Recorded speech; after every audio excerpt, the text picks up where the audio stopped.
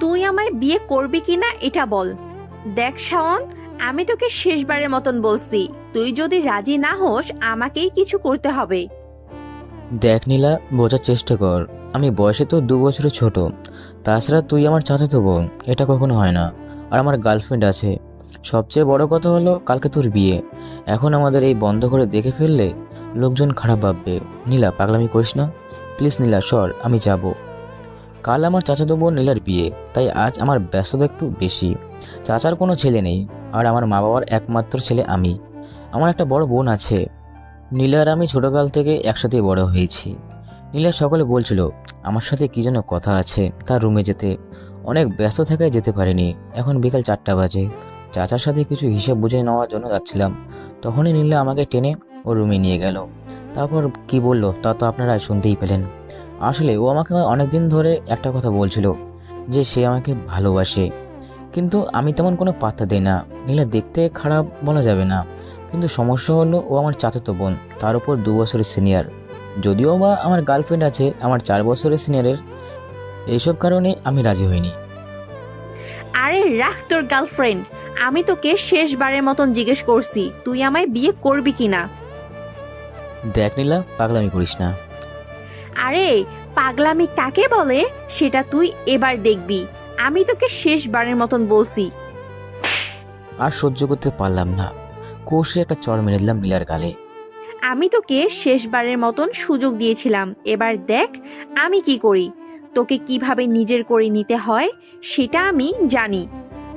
এ কি নীলা, তুই কি করছিস? আমি ভয় পেয়ে গেলাম। ভয়ে বুকটা ধুকপুক করতে শুরু করলো। দেখ নীলা, প্লিজ এমন করিস না।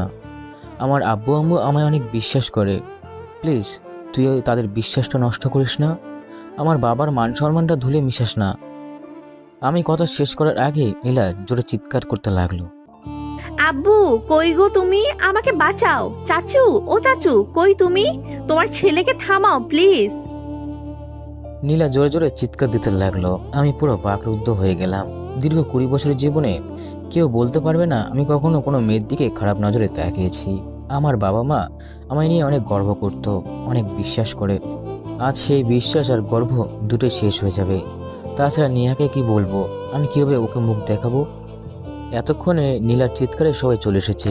সবাই বলতে বসে চাচু, নীলার বাবা, আমার বাবা মা আর নীলার বিয়ের উপলক্ষে আসা কিছু অতিথি স্বজন। নীলামা, কি হয়েছে তোর? প্লিজ দরজাটা খোল। বসুর চাচু মনে অনেকটা ভয় পেয়ে গেছে। আসলে বসুর চাচু আমায় নিজের ছেলের মতোই ভালোবাসে। বাবা প্লিজ আমায় বাঁচাও। এইদিকে আমি নীলার দিকে তাকিয়ে পুরো অবাক হয়ে গেলাম। নীলা ওর পুরো শাড়ি খুলে ফেলেছে। ওর ছায়া ব্লাউজ ছিঁড়ে মাটিতে পড়ে আছে। এমনভাবে করছে যেন ওকে আমি ধর্ষণ করেছি। কিছুক্ষণ পরে বাবা আর চাচু মিলে দরজাটা ভেঙে ফেলে সবাই ভিতরে প্রবেশ করলো। নীলা উঠে দৌড়ে গিয়ে ওর বাবার পিছনে লুকালো।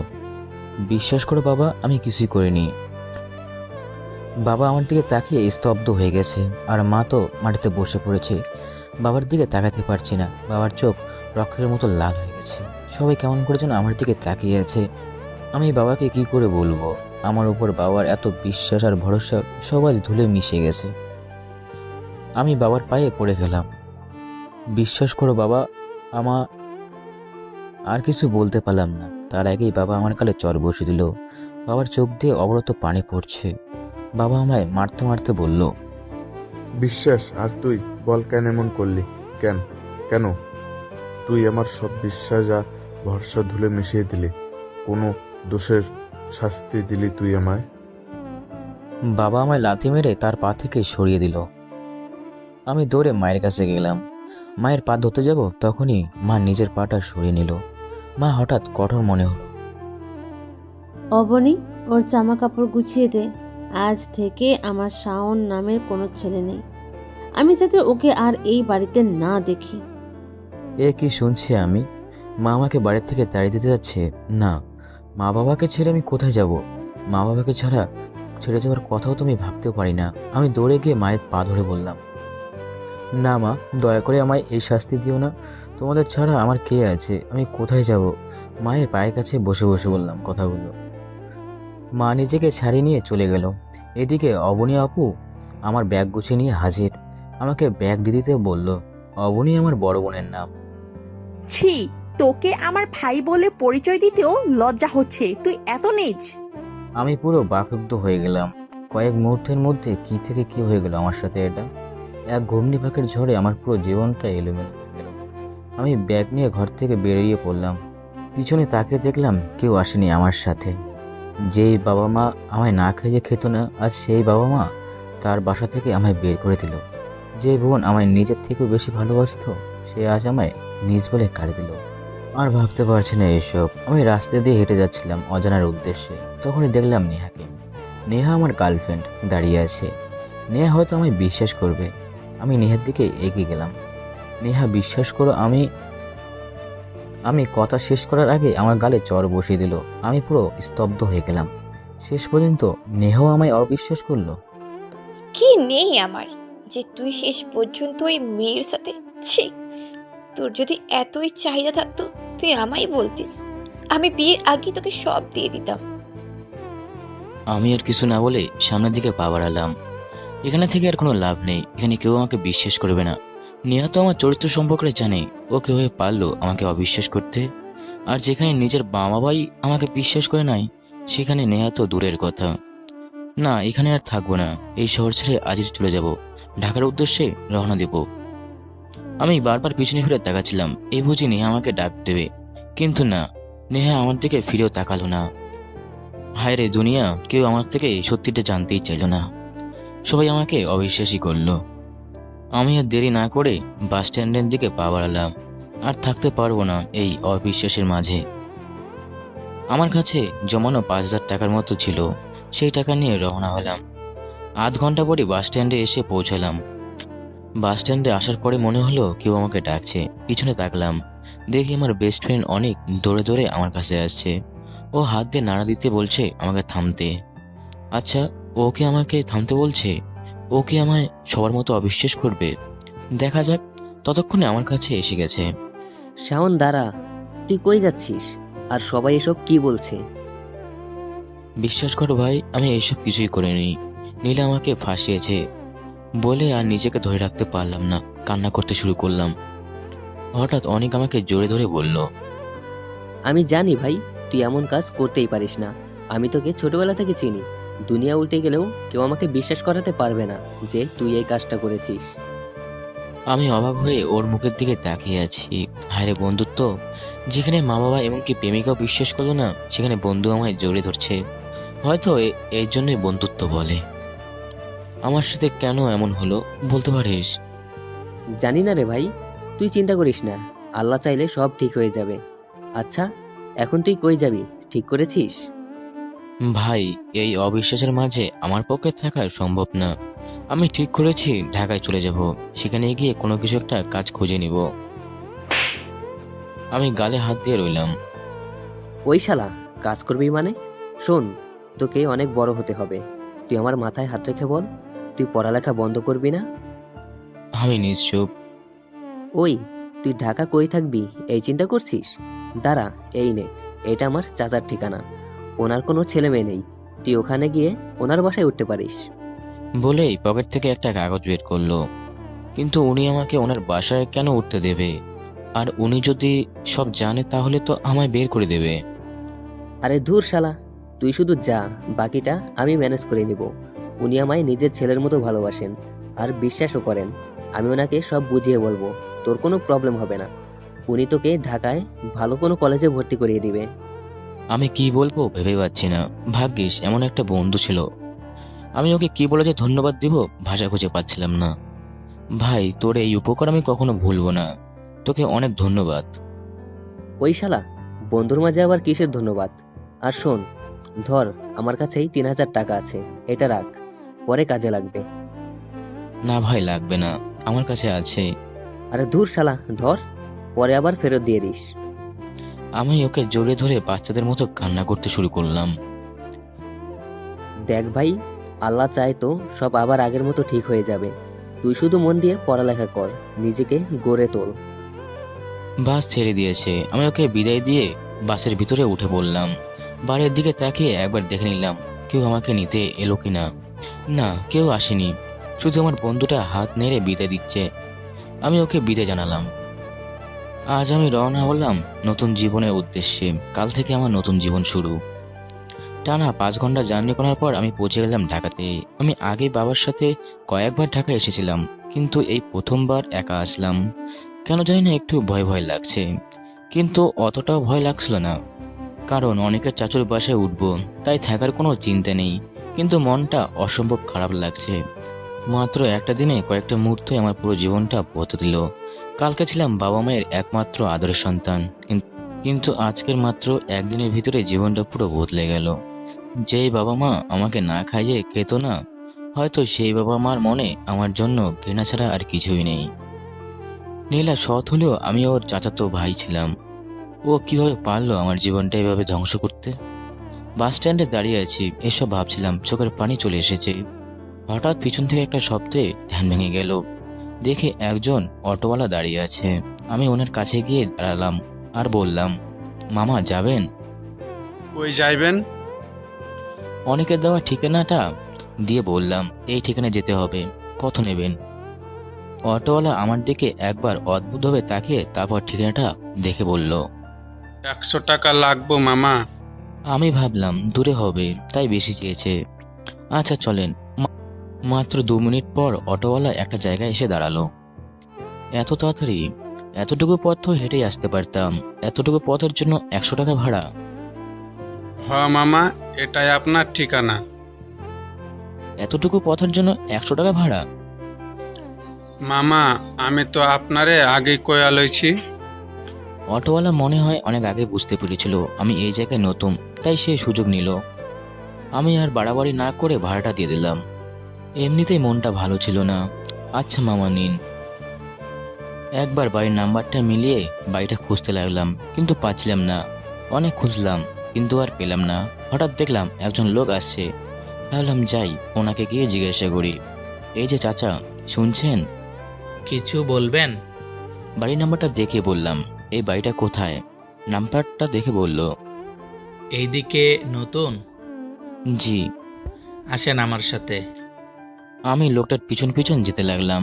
লোকটা হঠাৎ একটা বিশাল বাড়ি বললে ভুল হবে, যেন একটা রাজপ্রাসাদের সামনে এসে দাঁড়ালো। বাড়িটার দিকে তাকিয়ে ইশারায় বলল, এই আপনার বাড়ি। ধন্যবাদ। লোকটা চলে গেল। আমি অবাক হয়ে দাঁড়িয়ে আছি। এরকম বাড়ি তো সাধারণত ছবিতে দেখেছি। আচ্ছা, লোকটা কি আমায় ভুল ঠিকানায় নিয়ে এলো? না, লোকটা তো স্থানীয় মনে হচ্ছিল। তাহলে কি অনেক আমায় ভুল ঠিকানা দিল? ওকে একবার কল করি। কিছুক্ষণ কল হওয়ার পর অনেক কল ধরলো। হ্যালো অনেক। কিরে, বাড়ি খুঁজে পাইছোস? ভাই তুই এটা কি ঠিকানা দিলি? মনে হচ্ছে একটা রাজপ্রাসাদের বাড়ির সামনে দাঁড়িয়ে আছি। আচ্ছা, তুই আবার ভুল ঠিকানা দিসনি তো? আরে না শালা, তুই একদম ঠিক জায়গায় এসেছিস। শোন, ভেতরে গিয়ে দারোয়ানকে বলবি হানিফ চাচার সাথে দেখা করতে চাস। তারপর হানিফ চাচাকে এসে বলবি অনেক পাঠিয়েছে। আর কিছু বলা লাগবে না, আমি ওনাকে সব বলে রেখেছি। তোর কোনো সমস্যা হবে না। তুই কি সব বলছিস? উনি কিছু মনে করবে না? আরে শালা না, উনি আমায় সবচেয়ে বেশি বিশ্বাস করে। আমি ওনাকে বুঝিয়ে বলছি। তুই যা শালা, ভয় পাস না, আমার উপর ভরসা রাখ। আচ্ছা। আমি অনেকটা ভয় নিয়ে ভিতরে প্রবেশ করলাম। তখনই দেখি বিশাল দেহি দারোয়ানের সামনে আগমন। এসে আমায় জিজ্ঞাসা করলো, কাকে চাই? আসলে আমি হানিফ চাচার সাথে দেখা করতে চাই। কেন, কি দরকার ওনার সাথে? আসলে ওনার এমন সময় পিছনে মধ্যবয়স্ক লোক এলো। স্যার, এই ছেলেটা আপনার সাথে দেখা করতে চায়। ও, তাহলে উনি অনেকের হানিফ চাচু? আসসালামু আলাইকুম চাচু, আমি শাহন। আমাকে অনেক পাঠিয়েছে আপনার কাছে। ও ও, তুমি সে শাওন? অনেক আমাকে বলেছিল তোমার ব্যাপারে। আসো আসো, ভেতরে আসো। আচ্ছা। আমি বাধ্য ছেলের মতো ওনার পিছন পিছন ঘরে গেলাম। উনি আমায় একটা রুম দেখিয়ে দিয়ে বলল, একটা বিশাল রুম। এটা হলো তোমার রুম। আজ থেকে তুমি এইখানে থাকবা। এত বড় রুম, অনেক দামি দামি ফার্নিচ দিয়ে সাজানো, খুব সুন্দর করে গোছানো। মনে হচ্ছে আমি আসবো বলে গুছিয়ে রেখেছে। প্রথমে দেখাতে এত সুন্দর ব্যবহার। উনি সত্যি একজন মহান মানুষ। আসলে ওনার কোনো সন্তান নেই, তাই উনি হয়তো এত উধার। শাওন, তুমি আমায় চাচ্চু বলে ডাকতে পারো। চাচ্চু, আপনাকে অনেক। কথা শেষ করার আগে উনি বলে উঠল, এখন আর কোনো কথা নেই মাই বয়। তুমি আসবে শুনে তোমার চাচি রান্না করেছে, তাড়াতাড়ি ফ্রেশ হও। উনি বলেই চলে গেল। বাহ, এত বড় একটা রুম, তাও আবার আমার একার, ভালোই হলো। সাথে ওয়াশরুমে ফিট করা। আমি ঘুরে ঘুরে রুমটা দেখছিলাম, এমন সময় অনেক আবারও ফোন দিল। আমি রিসিভ করলাম। কিরে, ভিতরে ঠিকমতো আসতে পারছোস? হ্যাঁ। আচ্ছা, তাহলে তুই এখন ফ্রেশ হ, আমি রাতে কল দিব। আচ্ছা। আমি ফ্রেশ হয়ে বেরোলাম, এমন সময় একজন এসে ডেকে গেল খাবারের জন্য। আমি গেলাম, গিয়ে তো দেখি ওনাদের ডাইনিং রুমটা বিশাল বড়। টেবিলে মিনিমাম 10 পদের খাবার সাজিয়ে রাখা আছে। হানিফ চাচা ওনার স্ত্রী আমার জন্য বসে আছেন। ওনাদের দেখে আমার বাবা মার কথা মনে পড়ে গেল। বসো বাবা, তোমার চাচি তোমার জন্য নিজের হাতে রান্না করেছে। মা বাবার কথা মনে পড়তেই মনটা একটু খারাপ। আমি নিশ্চয় হয়ে গেলাম। কি হলো বাবা, কথা বলছো না যে? সালমা, ছেলেটার উপর দিয়ে এত বড় একটা বিপদ গেল, তাই হয়তো ওর মন খারাপ। ওকে একটু একা থাকতে দাও। না না চাচু, কোনো সমস্যা নেই। এমন সময় আমার ফোনটা বেজে উঠলো। কে যেন ফোন দিয়েছে, সেটা দেখার জন্য ফোনটা দেখলাম। ফোনটা হাতে নিয়ে তো আমি অবাক হয়ে গেলাম। দেখি নীলা ফোন দিয়েছে। এখন কেন ফোন দিয়েছে? আমার তো সবকিছু শেষ করে দিল, এখন আবার ফোন দিল কেন? কি হলো বাবা, কে ফোন দিল? চাচু, নীলা ফোন দিয়েছে। নীলা? কি সেই মেয়েটি যার কথা অনেক বলেছিল? জি। এদিকে ফোনটা বেজে চলেছে। আমি হানিফ চাচার দিকে তাকিয়েছিলাম। উনি কিসে যেন ভাবলেন, তারপর বললেন, শাওন, ফোনটা ধরো। আর হ্যাঁ, ফোনের ভলিউম বাড়িয়ে দাও, মেয়েটা কি বলে আমরাও শুনি। আমি ফোনটা রিসিভ করলাম। ওপাশ থেকে নীলা বলল, হ্যালো শাওন, তুই কই? আমি নিশ্চুপ, আমার কথা বলতে মন চাচ্ছে না। আমি চাচার দিকে তাকিয়ে বললাম। উনি হাতে ফোনটা ইশারা করে কথা বলতে বলল। শাওন, তুই শুনতে পাচ্ছিস? তুই কই? কেন ফোন দিয়েছিস? আর কি আছে শেষ করার? আমার সবকিছু তো শেষ করে দিলি। দেখ শাওন, এখনো কিচ্ছু শেষ হয়নি। তুই যদি আমার কথা না শুনিস তাহলে সব শেষ হয়ে যাবে। কাল সকালে বাসায় উকিল আসবে। চাচা চাচি তোকে ত্যায্য পুত্র ঘোষণা করবে। তুই ওনাদের সব সম্পত্তি থেকে বঞ্চিত হবি। দেখ শাওন, এখনো কিছুই শেষ হয়নি। তুই একবার আমাকে বিয়ের জন্য রাজি হয়ে যা, বাকিটা আমি সামলে নিব। আমি নিশ্চুপ। হানিফ চাচা আর চাচি একে অপরের দিকে চাওয়াচাবি করছে। নীলা কিছুক্ষণ চুপ থাকলো, তারপর আবারও বলে উঠল, শাওন, তুই একবার ভেবে দেখ, তুই রাজি হলে তুই তোর বাবা মায়ের কাছে ফিরে আসতে পারবি। তোর বাবা মায়ের জন্য হলেও রাজি হয়ে যা। বাবা মায়ের কথা শুনে বুকটা ফেটে যাচ্ছে। মনে হচ্ছে এখনই রাজি হয়ে যাই, কিন্তু না। আমি যদি রাজি হয়ে যাই তাহলে অন্যায়ের প্রশ্রয় দেওয়া হবে। সারা জীবন ধর্ষকের অপবাদ মাথায় নিয়ে বাঁচতে হবে। আর কেন বাবা মার কাছে ফিরে যাব? যারা অন্য একটা মেয়ের কথা শুনে নিজের ছেলেকে অবিশ্বাস করতে পারে, তাদের কাছে আর কখনোই যাব না। দরকার নেই এমন বাবা মার, যারা তোর মতো একটা দুশ্চরিত্র মেয়ের কথা শুনে নিজের ছেলেকে অবিশ্বাস করে। আর শোন, ভবিষ্যতে আমাকে আর ফোন দেওয়ার চেষ্টা করিস না। বলে ফোনটা কেটে দিলাম। নীলার নাম্বারটাও ব্লক লিস্টে ফেলে দিলাম। হানিফ চাচা আর চাচি আমার মুখের দিকে তাকিয়ে আছে। আমার চোখ দিয়ে পানি চলে এসেছে। আমি আর খেলাম না, খাবার রেখে চলে আসলাম নিজের রুমে। মানুষ অল্প শোকে কঠোর হয়, কিন্তু আমি অধিক শখে পাথর হয়ে গেছি। চাচি আমায় ডাকতে চাইলো, কিন্তু চাচা থামিয়ে দিয়ে বলল, তাক, যেতে দাও। ছেলেটার উপর দিয়ে কত বড় একটা জ্বর যাচ্ছে, ওকে একটু একা থাকতে দাও। একা থাকলে মনের কষ্টটা হালকা হবে। তুমি কিছুক্ষণ পরে ওর রুমে খাবার নিয়ে যেও। বাচ্চা মানুষ, মা বাবার কথা মনে পড়ছে হয়তো। আচ্ছা।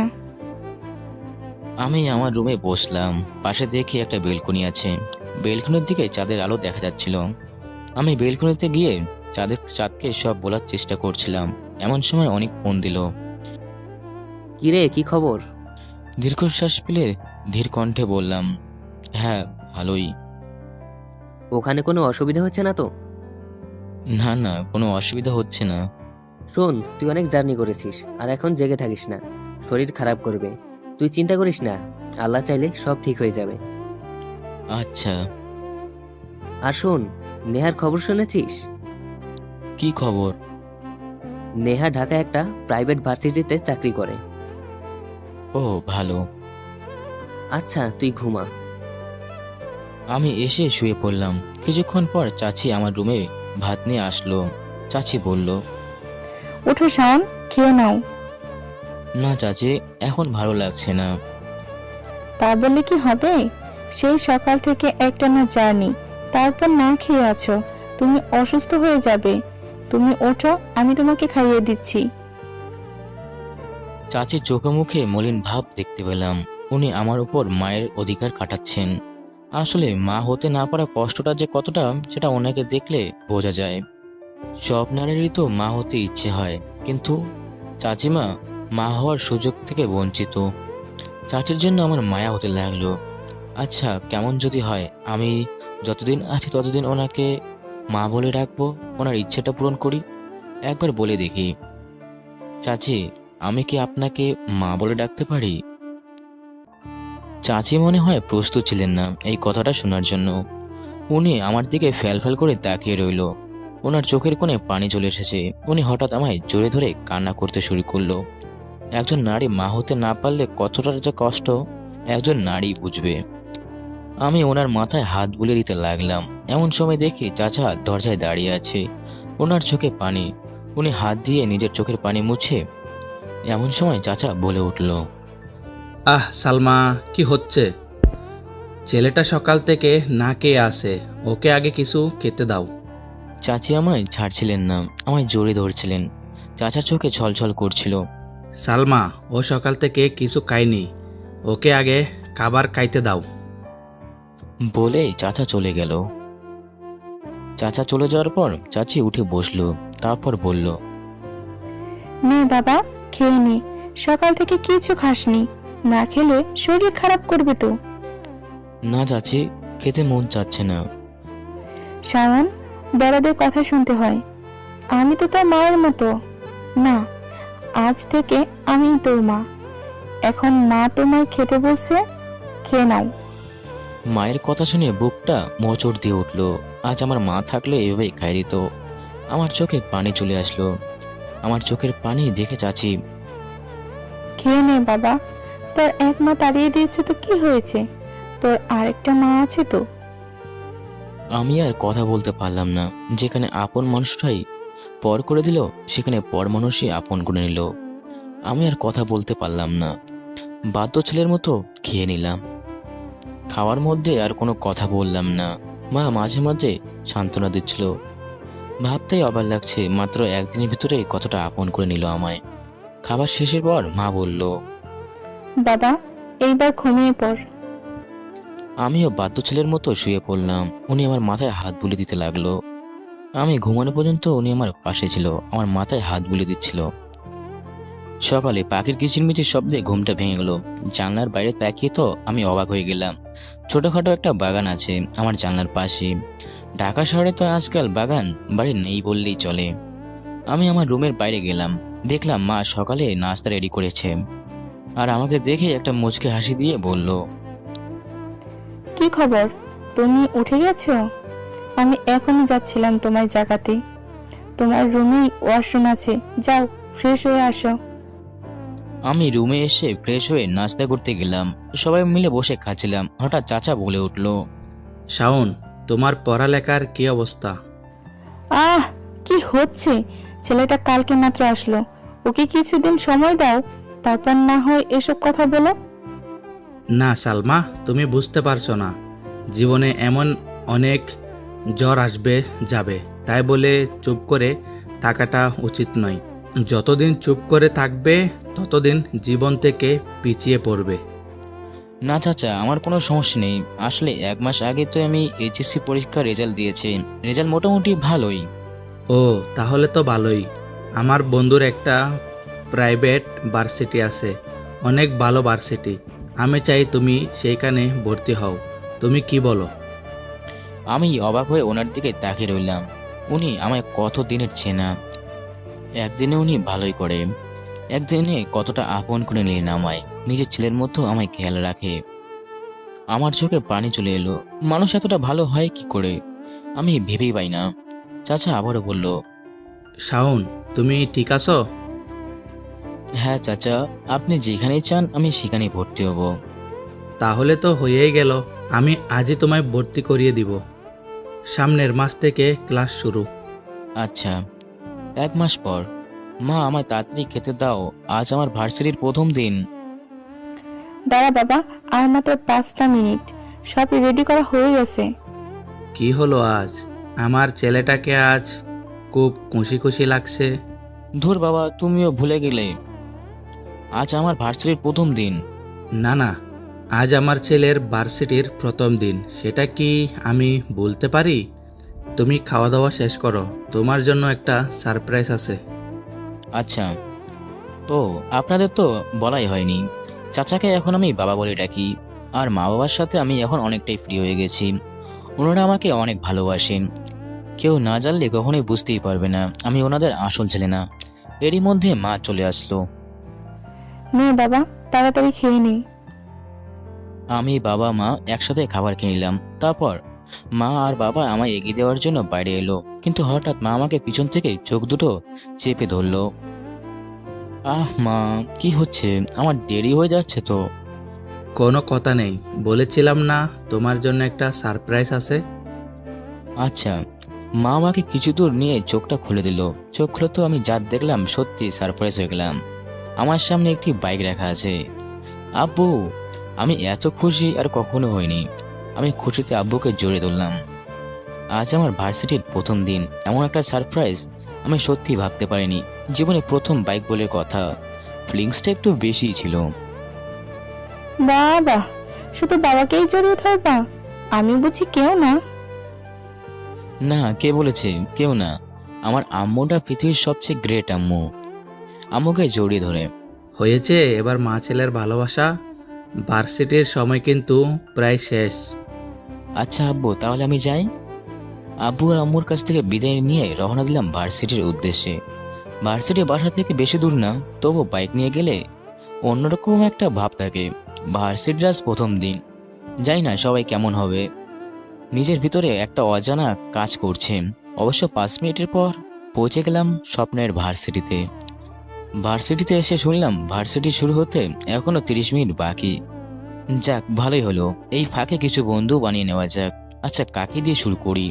ওই তো একটা মেয়ে আছে, ওকেই ট্রাই করি। মেয়েটা একা একা বটতলায় বসে আছে। ওর কাছে গিয়ে বললাম, হাই, আমি শাহন। আজকে ভার্সিটির প্রথম দিন।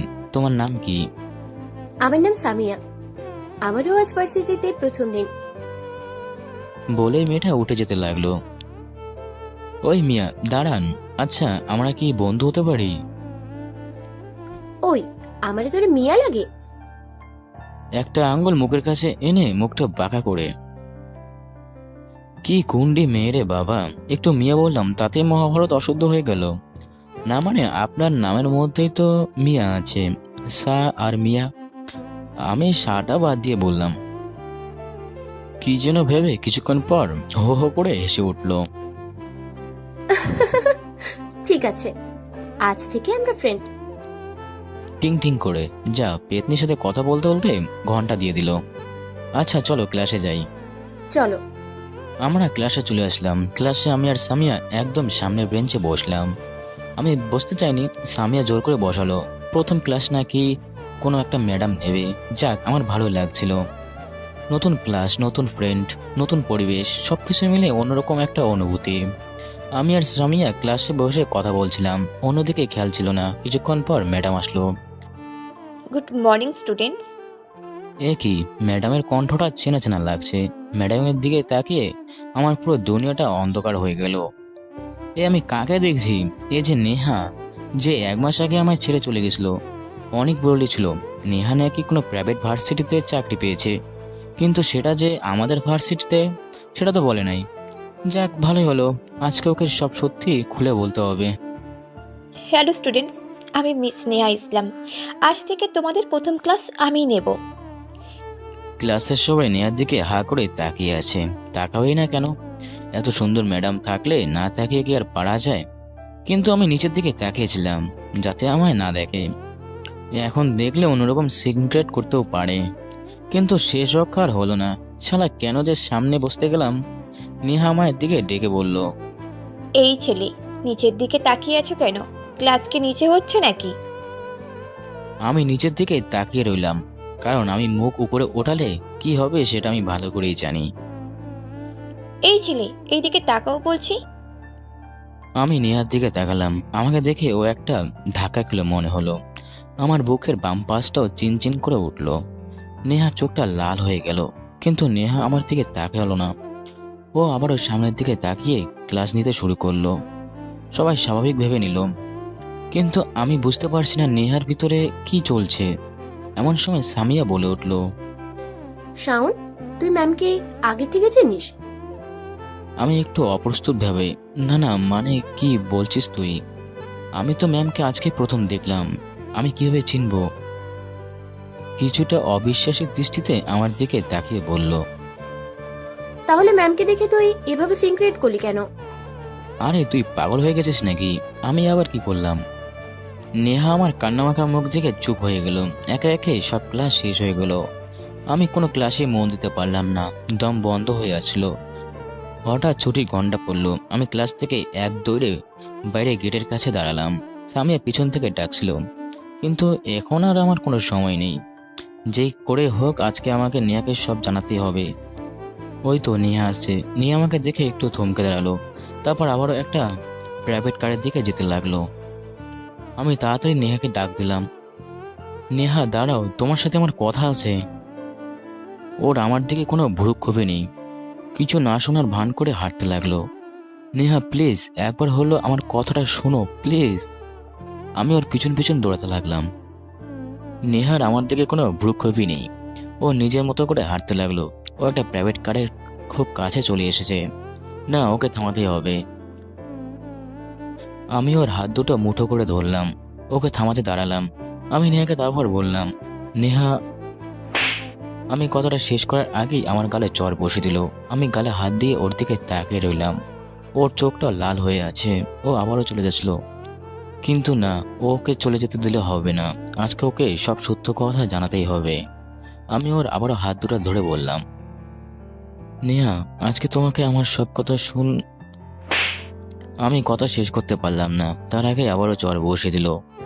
এবার চড়টা একটু জোরে ছিল, ঠোঁটের একটা কিনারা কেটে গেছে। খুব জ্বালাও করছিল। পরপর দুটো চড়ে পুরো শব্দর ক্যাম্পাসে যেন মনে হচ্ছিল থমকে দাঁড়ালো। সবাই আমার দিকে অবাক হয়ে তাকিয়েছিল, মনে হচ্ছিল কোনো এলিয়েন দেখেছে। নেহার চোখে কোনো পানি দেখা যাচ্ছে না। নেহা প্লিজ তুমি আমার কথাগুলো শোনো। চুপ, একদম চুপ। তোর মতো একটা দুশ্চরিত্র লম্পট ছেলের কাছে আমার কিছুই শোনার নেই। আমার পথ ছাড়, আমি যাব। দুশ্চরিত্র শব্দটা একবারে আমার বুকের মাঝে লাগলো। বুকটা কেমন জানি জ্বালা করছিল।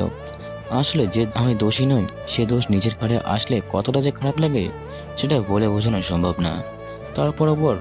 তার উপর আবার দুশ্চরিত্র। নেহা আমার প্রেমিকা, আমি কখনো ওকে ছুঁয়ে দেখারও চেষ্টা করিনি। কিভাবে পারলো আমায় এমন কথা বলতে? আপন মানুষ দুঃখ দিলে সেটা কখনো মেনে নেওয়া যায় না, সেটা একদম বুকের মাঝে গিয়ে লাগে। হায় রে জীবন, একটা ভুল বুঝে আমার পুরো জীবনের আপন মানুষগুলোকে দূরে সরিয়ে দিল। ওই দিকে নেহা আবারও চলে যেতে লাগলো, কিন্তু ওকে তো যেতে দেওয়া যাবে না। আজ ওকে সব বলতে না পারলে আমার সারা জীবনের কাছে ওর বিনা দোষী হয়ে থাকতে হবে। কিন্তু ও তো দাঁড়াচ্ছে না। না, ওকে আটকাতে হবে। নেহা প্লিজ একবার শোনো। নেহার পাটা জোরে ধরলাম। পুরো ক্যাম্পাস আমার দিকে তাকিয়ে আছে। থাক তাকিয়ে, তাতে আমার কি? আমার ভালোবাসার মানুষ তো আর তাকিয়ে থাকলে ফিরে আসবে না। নেহার পা জোরে ধরতে কান্না করতে লাগলাম, কিন্তু তারপরেও নেহার মনে যেন কোনো মায়া হলো না। ওর পাটা ছাড়িয়ে নিয়ে চলে যেতে লাগলো। আমি মাটিতে বসে চিৎকার দিতে লাগলাম, কিন্তু কোনো ভ্রুক্ষেপই নেই। ও শান্তভাবে চলে গেল। হে আল্লাহ, এ আমি কাকে ভালোবেসেছিলাম যে একটা কথা শোনার পর্যন্ত রাজি হয় না, আমাকে একটু বিশ্বাস পর্যন্ত করতে পারলো না। আমি মাটিতে বসে চিৎকার দিয়ে কাঁদতে লাগলাম। পুরো ক্যাম্পাস আমার দিকে হা করে তাকিয়ে আছে। কেউ কেউ বাজে কথা বলছে, কিন্তু তারা তো জানে না আপন মানুষ কষ্ট দিলে কতটা কষ্ট লাগে। এমন সময় আমার কাঁধে কারো হাত অনুভব করতে পারলাম। পিছনে তাকিয়ে দেখি সামিয়া। ওর চোখে পানি চলে এসেছে। সামিয়া আমার দিকে হাতটা বাড়িয়ে দিয়ে বলল। ওঠো এবার। আমি সামিয়ার হাতটা ধরে উঠে দাঁড়ালাম। ম্যামের সাথে তোর কি হয়েছে রে? সামিয়া, আমাকে ভালো লাগছে না, আমি বাসায় যাচ্ছি, তোমাকে অন্য একদিন সব বলবো। আমি চলে যেতে লাগলাম। আরে দাঁড়া, আমাকে একটু বাসায় নামিয়ে দে। আজকে আমার ভালো লাগছে না রে, প্লিজ তুই রিক্সা করে বাসায় চলে যা। সামিয়া পিছন থেকে কি যেন বলছিল, কিন্তু আমি আর দাঁড়াইনি। আমার মনটা ভালো লাগছিল না। আমি কোনো কথা না বলে বাইকটা নিয়ে একটানে বাসায় চলে আসলাম। প্রচুর কান্না পাচ্ছিল। তাড়াতাড়ি বাসায় এসে ঢুকতে যাব এমন সময় আম্মু জিজ্ঞাসা করলো, কিরে, ভার্সিটিতে আজ প্রথম দিন কেমন কাটলো? ভালো। একটু মুচকি হাসি দেওয়ার চেষ্টা করলাম। কতটা ভালো কেটেছে সেটা কেবল আমিই জানি। কিন্তু আম্মু আমার দিকে তাকিয়ে হেতাবেত না করে আমার দিকে ছুটে আসলো। আমার মুখটা ধরে বলল, কিরে বাবা, তোর কি হয়েছে? তোকে এমন দেখাচ্ছে কেন? তোর ঠোঁট কাটলো কিভাবে? আরে আম্মু না, কিছু না, আজকে অনেক দিন পর বাইক চালাচ্ছিলাম তো, তাই একটু মাথা ব্যথা লাগছে। কিছু হবে না, ঠিক হয়ে যাবে। সরো তো, আমি এখন রুমে যাই। আমি রুমে যেতে লাগলাম, কিন্তু আম্মু আমার হাতটা ধরে বলল, দেখ বাবা, কি হয়েছে আমায় বল। কারোর সাথে কি মারামারি হয়েছে? কান্না ভেজা চোখে আমার দিকে তাকিয়ে আছে।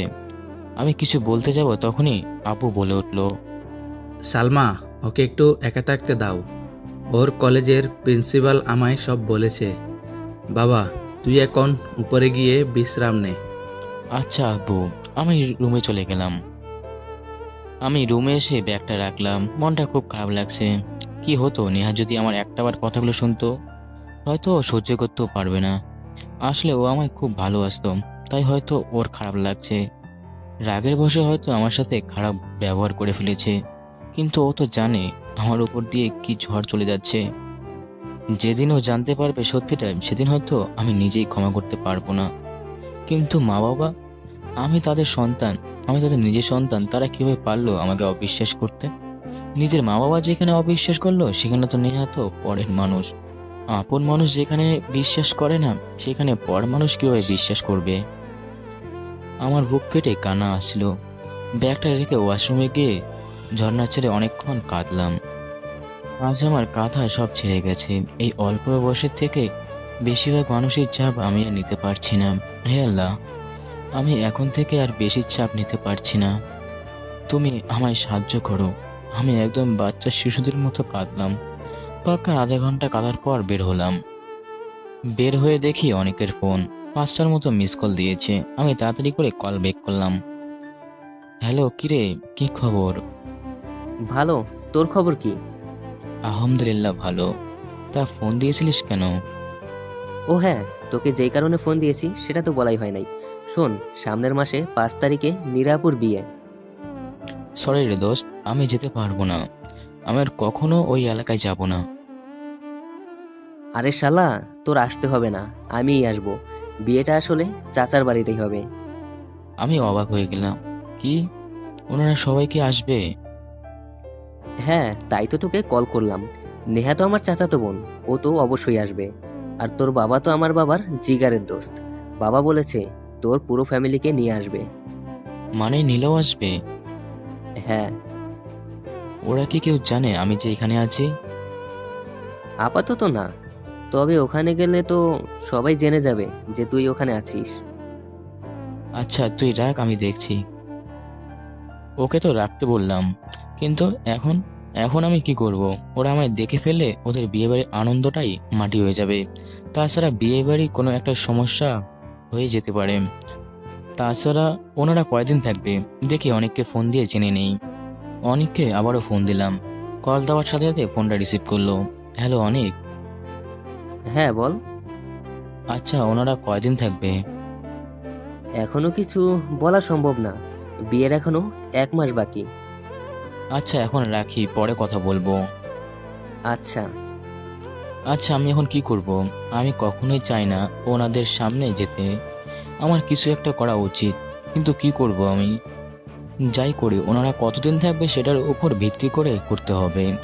ওনারা কতদিন থাকবে সেটা তো বিয়ে বাড়ি কয়েকদিন আগেই জানতে পারবো। এখন এত চিন্তা করে লাভ নেই, যা চিন্তা করার তখনই করব। এমন সময় আম্মুর ডাক পড়লো। কি ব্যাপার এত মনোযোগ দিয়ে? না আম্মু, কিছু না, এমনিতেই আর কি। তুমি কি ভার্সিটির ঘটনার কথা নিয়ে চিন্তিত? মানে ভার্সিটির ঘটনার কথা আম্মু কি করে জানলো? তুমি মনে হয় ভুলে গেছো, তোমাদের প্রিন্সিপাল তোমার আব্বুর বন্ধু হয়। উনি তোমার আব্বুকে সব বলেছেন কল করে। ও থাক বাবা, সেসব কথা চিন্তা করে লাভ নেই। যা যা হওয়ার তা তো হয়েই গেছে। জীবনে এমন অনেক ঝড় আসবে যাবে, তোমাকে কিন্তু শক্ত থাকতে হবে, ভেঙে পড়লে চলবে না। হুম। আচ্ছা এখন খেতে আসো। 1 মাস পর। দেখতে দেখতে 1 মাস কেটে গেল। আমি এখন আর নেয়ার কাছে গিয়ে ওকে বোঝানোর চেষ্টা করি না। আপনারা ভাবছেন আমি নেয়াকে ভুলে গেছি। আরে না রে ভাই, জীবনের প্রথম ভালোবাসা ভুলে যাওয়া এত সহজ না। আমি নেয়াকে এখনো আগের মতোই ভালোবাসি। ওর প্রতি ভালোবাসা একটুকু কমেনি, শুধু ওকে এখন বোঝানোর জন্য যাই না। আমি ওই দিন ঘটনার পরে অনেকবার গিয়েছিলাম নেয়াকে বোঝানোর জন্য, কিন্তু প্রতিবারই চর মেরে তাড়িয়ে দিয়েছে। এখন আর চর খাওয়ার জন্য ইচ্ছে নেই, তাই ওকে বোঝানোর চেষ্টা করি না। কিন্তু আমি প্রতিদিন পাথরের পাশে ওর জন্য দাঁড়িয়ে থাকি। ওর যাওয়ার সময় হলেই ছলছল করে ওর দিকে তাকিয়ে থাকি। হয়তো একবার ও আমার কথা শুনবে এই আশায় বুকের ভিতরে নিয়ে থাকি, কিন্তু আমার আশাই থেকে যায়, বাস্তবে আর হয় না। আর ও প্রতিদিন আমায় না দেখার ভান করে চলে যায়। মাঝে মাঝে কয়েক মুহূর্তের জন্য দাঁড়িয়ে যায়, ছলছল করে আমার দিকে তাকিয়ে থাকে। ওর চোখের দিকে তাকিয়ে বোঝা যায় ও ভালো করে ঘুমায় না, হয়তো কান্না করে। চোখ দুটো ফুলা ফুলা থাকে, কিন্তু সেই কান্না দেখতে পাওয়া যায় না, কারণ ও খুব লাজুক স্বভাবের। ওর বুক ফাটলেও কখনো মুখ ফোটে না। ওর দিকে তাকিয়ে আমার বুকের ভেতরটা হু হু করে ওঠে। কত ভালোবাসে মেয়েটা আমায়। ওর কষ্ট দেখে আমার নিজের প্রতি কষ্ট লাগে, সেই সাথে নীলা নামের মেয়েটার প্রতি জন্মায় ঘৃণা। ওর একটা ভুলের জন্য কতগুলো মানুষ কষ্ট করছে। ও হয়তো আমায় ভালোবাসতো, এই ছিল ওর ভালোবাসার নমুনা। আমার ওর কথা ভাবতেও ঘৃণা লাগে। নেহার কান্না মাখা মুখ দেখে আমার আর সহ্য হয় না। আমি যখনই কিছু বলতে যাব তখনই ওর চোখ মুখ বিছিলে ওঠে, তাড়াতাড়ি স্থান ত্যাগ করে। এইভাবে চলছে আমাদের জীবন। আমি শুধুমাত্র ওকে একবার দেখার জন্য প্রতিদিন ভার্সিটিতে যেতাম। আপনাদের সঙ্গে অনেক কথাই বলে ফেললাম, কিন্তু আসল কথাই বলা হয়নি। আগামী পরশু অনেকের বোনের বিয়ে। আমি ব্যাপারটা নিয়ে অনেক চিন্তা করছি, কিন্তু কোনো উপায় খুঁজে বের করতে পারছি না। কিভাবে যে ওদের সামনে না এসে থাকা যায়, ভাবতে ভাবতে রাত 12টা বেজে গেছে, কিন্তু কোনো উপায় খুঁজে বের করতে পারলাম না। আপনারা ভাবছেন যে কয়দিন বিয়ে সে কয়দিন অন্য জায়গায় গিয়ে থাকলেও তো হয়। আরে সেটাও আমি ভেবেছি, কিন্তু মা চাচি থাকতে সেটা কখনো সম্ভব না। এতদিনে উনি আমাকে নিজের থেকেও বেশি ভালোবেসে ফেলেছেন। উনি আমায় ক্ষণিকের চোখে আড়াল হতে দেন না। আমি ভার্সিটিতে গেলে উনি কমপক্ষে 50 বার কল দিয়ে খোঁজ খবর নেন। আসতে 5 মিনিট দেরি হলে শুরু করেন ওনার কান্না। উনি সারাক্ষণ আমায় নিয়ে ব্যস্ত থাকেন। আমি যদিও বা বিয়ের কয়েকদিন বাইরে থাকতে চাই, সেটা ওনার জন্য সম্ভব হবে না, কিন্তু আমাকে তো কোনো একটা উপায় বের করতেই হবে। ওনারা কয়েকদিন থাকবে আমি সেটাও জানি না। এটা জানলে হয়তো আমি কোনো একটা উপায় বের করতাম। না, আগে অনেকের কাছে ফোন দিই, ওনারা কয়দিন থাকবে সেটা জানতে হবে। অনেককে ফোন দিলাম, কয়েকবার ফোন বাজার পর রিসিভ করলো। হ্যালো অনেক। কিরে, এত রাতে ফোন দিয়েছিস কেন? কোনো প্রবলেম?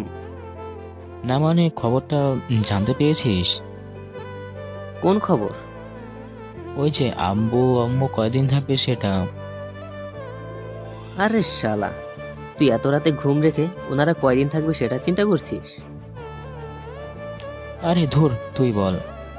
তোর আব্বুর আর আমার আব্বুর কথা হয়েছিল, শুনতে পেয়েছিলাম। আমার আব্বু তোর আব্বুকে বলেছিল কয়েকদিন থাকার জন্য, কিন্তু তোর আব্বু তো থাকবেই না। অনেক কষ্টে একদিন থাকার জন্য রাজি করালো। শুধুমাত্র বিয়ের দিন সকালে আসবে, খাওয়া দাওয়া করে বিকালে চলে যাবে। শুধুমাত্র একদিনের জন্য তো এত দূরে আসবে না, তারা চাইলে না আসতেও পারে। উনি তো আসতেই যাচ্ছিল না, কিন্তু আমার আব্বুর জোরাজুরিতে রাজি হলো। ও হ্যাঁ, আর একটা কথা বলার ছিল। বল। গতকালকে তোর আব্বু আমায় ডেকেছিল। আমি যাওয়ার পরে দেখি বাসায় কেউ নেই, শুধু তোর আব্বু আর আম্মু বসে আছে। আমি যাওয়ার পর তোর ব্যাপারে অনেক কিছু জিজ্ঞেস করলো। তুই কই আছিস, কেমন আছিস, ভালো আছিস কিনা, তোর সাথে আমার যোগাযোগ আছে কিনা, এই আর কি। তুই কি বলছিস? আমি বলেছি তোর ব্যাপারে আমি কিছু জানি না, তোর সাথে আমার কোনো যোগাযোগও নেই। ভালো করেছিস। তবে একটা কথা, কি? ওনাদের দেখে মনে হলো ওনারা কেউ ভালো নেই। আন্টির চোখগুলো কেমন লাল লাল দেখাচ্ছিল, মনে হয় তোর কথা মনে করে ওনার রাতে ঘুম হয় না। ওনাদের কেমন জানি মনে হচ্ছিল। ওনাদের দেখে আমারই মন খারাপ হয়েছিল। আমার মনে হয় কি জানিস, ওনারা তোকে ক্ষমা করে দিয়েছে। তুই ফিরে এলে ওনারা তোকে ফিরিয়ে দিতে পারবে না, ওনারা তোকে ক্ষমা করে দিবে। না রে দোস্ত, এটা হয় না। আমি জানি আমার বাবা মা আমার উপর রাগ করে বেশি দিন থাকতে পারবে না। আমি গেলে ওনারা হয়তো আমাকে ক্ষমা করে দেবে, কিন্তু আমি ওনাদের সামনে কি মুখ নিয়ে যাব ভেবে দেখেছি? ওনারা হয়তো আমাকে ক্ষমা করে দেবে, কিন্তু কিন্তু সারা জীবন ধর্ষক নামক মিথ্যা অপবাদটা নিয়ে মাথায় বেঁচে থাকতে হবে। আমি কখনো পারবো না ওনাদের সামনে মুখ উঁচু করে কথা বলতে। বরং আমার জন্য ওনাদের পাড়ার প্রতিবেশীও খারাপ কথা শুনতে হবে। বসির চাচু, ওনাকে আমি কি করে মুখ দেখাবো? উনি হয়তো আমাকে নিজের ছেলের মতোই ভালোবাসতেন। আমার বাবার থেকে উনি আমায় বেশি সময় দিত। সে লোকটা কি করে পারবে আমায় ক্ষমা করতে? কখনোই না। যতদিন না সত্যটা সামনে আসছে ততদিন কেউ আমায় বিশ্বাস করবে না। এই সমাজে নারীরা যতই অবলা আবার ততটাই শক্তিশালী। আর এই কথাটা ভয়ঙ্কর উদাহরণ হলো নীলা। আমার জীবনে পুরো তছনছ করে দিয়েছে। আচ্ছা ভাই, তুই যা ভালো বুঝিস তাই কর। অনেক রাত হয়ে গেছে, এখন ঘুমা। আচ্ছা রাখ। ফোনটা রেখে দিলাম। মা বাবার কথা মনে পড়ে গেল, মনটা খারাপ হয়ে গেল। কত ভালোবাসেন ওরা আমাকে। যদিও চাচি আমাকে অনেক ভালোবাসেন, কিন্তু নিজের আপন মায়ের মতো তো ওর সাথে কারো ভালোবাসা তুলনা হয় না। তবে এটা ভেবে ভালো লাগে যে ওনারা এখন আমায় ফিরে পেতে যাচ্ছেন। কিন্তু এখন আমি ওনাদের সামনে যাব না। আমি একদিন প্রমাণ করে ছাড়বো যে আমি কোনো দোষ করিনি। আর যেদিন ওই দিনটা আসবে সেদিন আমি সসম্মানে আমার বাড়িতে ফিরে যাব। সেই দিনটার কথা মনে পড়লে নিজের ভিতরে কেমন একটা ভালো লাগা কাজ করে। কিন্তু তার আগে আমায় কালকে তাদের থেকে দূরে কোথাও যেতে হবে, একদিনের জন্যই। ব্যাপারে চাচিমা হয়তো না করবে। এখন রাত প্রায় 1টা বেজে গেছে, এখনো ঘুমাতে পারিনি। সকালে ব্রেকফাস্ট করার সময় না হয় বলা যাবে। পরের দিন সকালে মায়ের ডেকে ঘুম ভাঙলো। মা আমায় ডেকে ব্রেকফাস্ট বানিয়ে গেল। আমি ফ্রেশ হয়ে গিয়ে দেখি ওনারা খাবার টেবিলে আমার জন্য বসে আছে। আমিও ওনাদের সঙ্গে খেতে বসলাম। আমার এখন এই বিষয়টা নিয়ে আলোচনা করা উচিত। আমি বললাম, বাবা, আমার একটা কথা বলার ছিল। বাবা মা দুজনকে খাবার রেখে আমার দিকে তাকিয়ে রইল। ওনারা একটু অবাক হলো, কারণ আমি সচরাচর তেমন কোনো কথা বলি না, আর এমনভাবে খাবার টেবিলে তো নয়ই। কিন্তু আজকের বিষয়টা সিরিয়াস, তাই বলতে হচ্ছে। হ্যাঁ বলো বাবা, কি বলতে চাও? আগামীকাল তো অনেকের বড় অপুর বিয়ে, তাই না? হ্যাঁ, কিন্তু কেন? আসলে কালকে বিয়ে বাড়িতে আমার বাবা মাও আসবে, আর আমি চাই না ওনাদের সামনে যেতে। বাবা মা দুজনে আমার দিকে অবাক হয়ে তাকিয়ে রইল। তা তুমি এখন কি করতে চাও? আমি যাচ্ছি কালকের দিনটা বাইরে কাটাতে। না, দেখো বাবা, তুমি এখানে এসেছো মাত্র 2 মাস হয়েছে। তুমি এখনো ঢাকা শহর ভালো করে চেনো না। তোমার বাইরে যাওয়ার দরকার নেই। কিন্তু মা, আমি ওনাদের সামনে যেতে চাই না, আর এখানে থাকলে তো ওনাদের সামনে যেতেই হবে। ওনারা আমায় দেখলে ওনাদের বিয়ে বাড়ির আনন্দটাই মাটি হয়ে যাবে। দেখো, তুমি যদি ওনাদের সামনে না যেতে চাও তাহলে আমাদের ছাদে যে স্টোর রুমটা আছে সেটাই থাকো। তবুও বাইরে যেতে পারবে না। একটু পরে বাড়ি ডেকোরেশন করার জন্য লোকজন আসবে। আমি তাদের বলে ব্যবস্থা করে রাখবো যাতে কেউ সেদিকে না যেতে পারে। আর আমি দুপুরবেলা গিয়ে তোমার খাবার দিয়ে আসব। ওনারা বিকেলের দিকে চলে গেলে তখন তুমি বাইরে এসো। কিন্তু মা। আমি কোনো কিন্তু শুনতে চাই না। মায়ের তো চোখ মুখ লাল হয়ে গেছে, হয়তো উনি আমাকে হারানোর ভয় পাচ্ছে। করার কিছুই নেই, মা যা বলেছে তাই করতে হবে। বাবাও তার উপর দিয়ে কথা বলতে পারবে না। এই কজনে আমি এতটুকু ভালোভাবে বুঝতে পেরেছি। কিন্তু মা এটা বুঝতে পারছে না যে বিয়ে বাড়ি থেকে কখন কোথা থেকে আসে তার কোনো ঠিক নেই। আমি যে কোনো সময় ধরা পড়ে যেতে পারি। আমি সেটা কখনো স্বপ্নেও চাই না। আমি অসহায়ভাবে বাবার দিকে তাকিয়ে রইলাম। বাবা বলল, দেখো বাবা, সালমা যখন জেদ ধরেছে তুমি এখানে থাকবা, সেখানে আমার কিছু বলার নেই। তার চেয়ে তুমি এখানেই থাকো। আমি বরং মানুষ রেখে দিব স্টোর রুমের সামনে, যাতে ওখানে কেউ যেতে না পারে। আচ্ছা। পরের দিন সকালে ভোরে আমি খুব ভোরে উঠে স্টোর রুমে চলে আসলাম। এখনো খুবই ভোর, বিয়ে বাড়ি, তাই দু একজন মানুষ দেখা যাচ্ছে, কিন্তু মানুষ একদম নেই বললেই চলে। আমি যে ভয়টা পাচ্ছিলাম এখন আর সেই ভয়টা কমে গেছে। রুমটা খুব ভালোভাবে আড়াল করা হয়েছে। রুমের আবর্জনা ছিল, মা কালকে মানুষ দিয়ে সেই আবর্জনা পরিষ্কার করে নিয়েছে। এত আবর্জনা করে রেখেছে সেটা তিনি ভালো জানেন। রুমের ভিতরে একটা টিভিরও ব্যবস্থা করা হয়েছে। রুমের চারপাশটা ডেকোরেশন দিয়ে ঘেরাও করা হয়েছে। বাইরের থেকে দেখলে বোঝা যাবে না যে ভিতরে একটা রুম আছে। যাক, ভালোই হলো, আজকের দিনটা ভালোভাবে কেটে যাবে। এমন সময় আম্মু রুমে আসলো। কি ব্যাপার, কোনো অসুবিধা হচ্ছে না তো রুমে? না না আম্মু, কি বলো, আমার কোনো অসুবিধা হচ্ছে না। মনে হচ্ছে আজকের দিনটা ভালোভাবে কেটে যাবে। ঠিক আছে, খাবার খেয়ে নাও। আম্মু আমার জন্য খাবার নিয়ে এসেছে। উনি আমায় নিজের হাতে খাইয়ে দিল। খাবারের মাঝে অনেক কথাই বলল। খাবার শেষে যাওয়ার সময় বললেন, সারাদিনে কখনো কিছু প্রয়োজন হলে আমাকে কল করবা, নয়তো রুমের সামনে একজন লোক রেখেছি, তাকে আমার কাছে পাঠাবা, ঠিক আছে? এই দাঁড়াও, রুমের সামনে লোক রেখেছো মানে?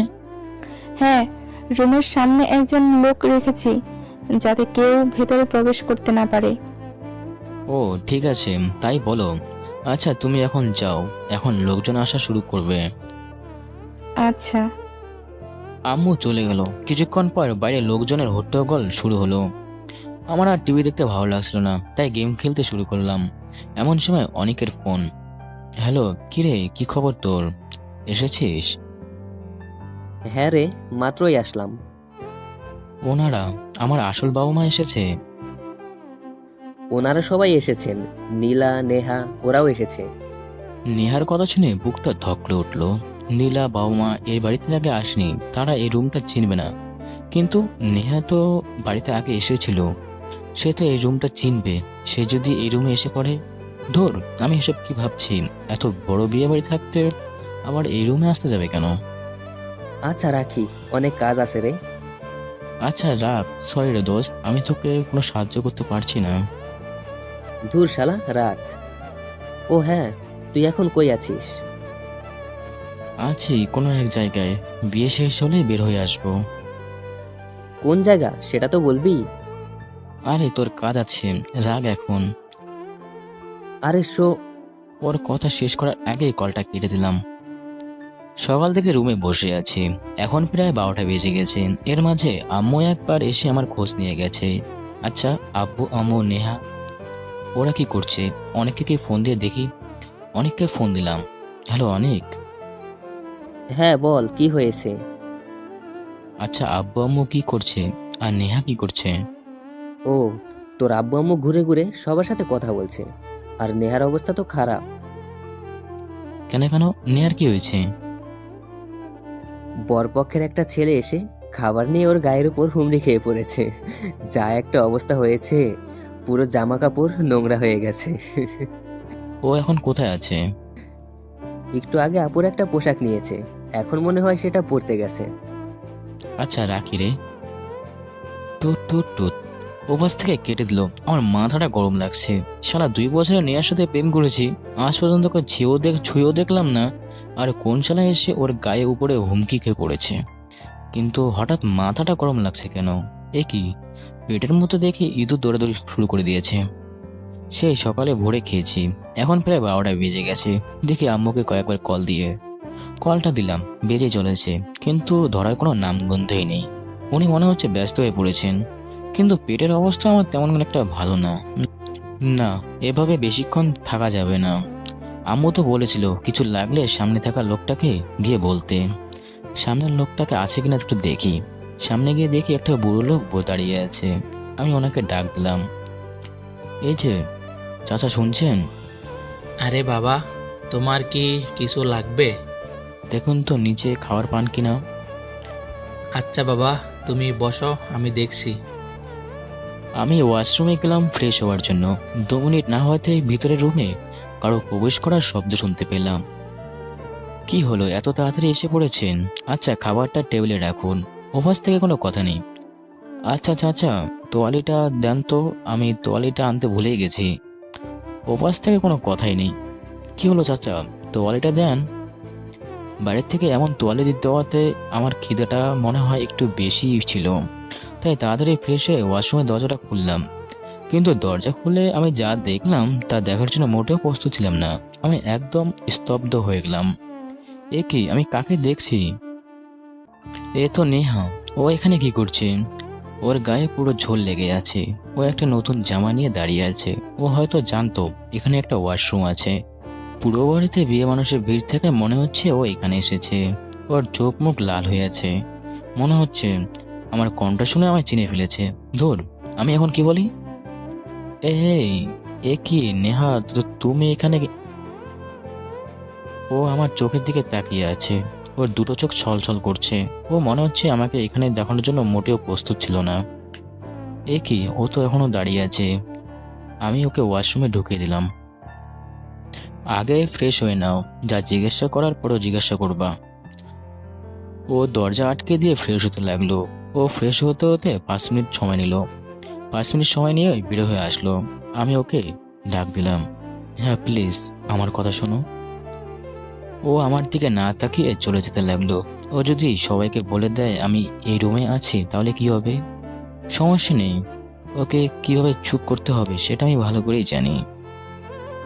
আমার দিব্যি রইল, আমি যে এখানে আছি তুমি সেটা মা বাবা আর নীলা কাউকে বলবে না। নেহা আমার দিকে একবার তাকালো, তারপর চলে গেল। আমি এবার নিশ্চিন্ত। আমি যে এখানে আছি সেটাও কাউকে বলবে না। ও আমার উপর যতই রাগ করুক, ও এখনো আমায় ভালোবাসে, সেটা আমি ভালো করেই জানি। নেহা চলে গেছে, 20 মিনিট হয়ে গেছে। এখনো বুড়ো চাচার খাবার নিয়ে আসার কোনো খবরই নেই। হঠাৎ দরজায় কড়া নাড়ার শব্দ। যাক, মনে হলো খাবারটা নিয়ে এসেছে। কিন্তু দরজা খুলে আমি যাকে দেখলাম বড় লেভেলের শক পেলাম। এ কি, এ তো অনেক দাঁড়িয়ে আছে। ও কি জানলো আমি এখানে?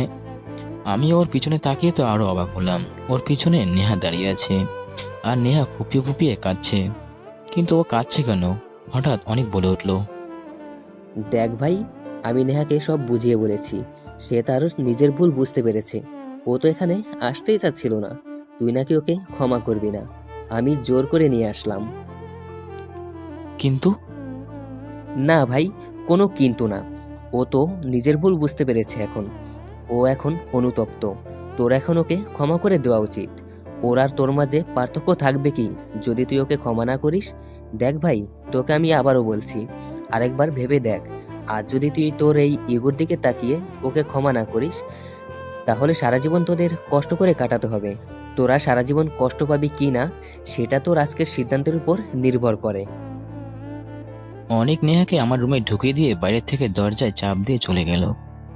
ওর শেষ কথাগুলো প্রতিটা আমার মনের ভিতরে গেঁথে আছে। ঠিকই তো, আজ যদি আমি একটু মানিয়ে নিতাম তাহলে তো সবকিছু মিটে যায়।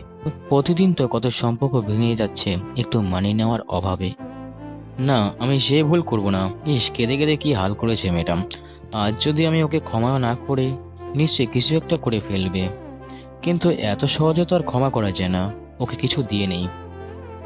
দরকার নেই আমার এমন মুটকো ভালোবাসা যেখানে কোনো বিশ্বাস নেই।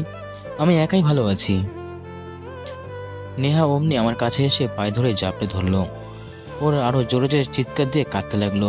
রুমটা সাউন্ড প্রুফ, তাই সাউন্ড বাইরে যাচ্ছে না। নাহলে যেভাবে কাঁদছে এতক্ষণে বিয়ে বাড়ির সবাই এসে যেত।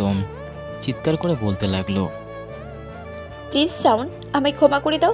আমি আর কখনো তোমায় অবিশ্বাস করব না। ওর কান্না দেখে আমারও কান্না পাচ্ছিল। কিন্তু কি আর করার, ওকে আগের ভালোবাসাটা অনুভব করাতে হবে। আমি আমার পাটা ছাড়িয়ে নিয়ে খাটে গিয়ে বসলাম। এমন সময় দরজায় আবারও কে যেন নড়া দিল। এই নেহা, প্লিজ চুপ, কেউ যেন এসেছে।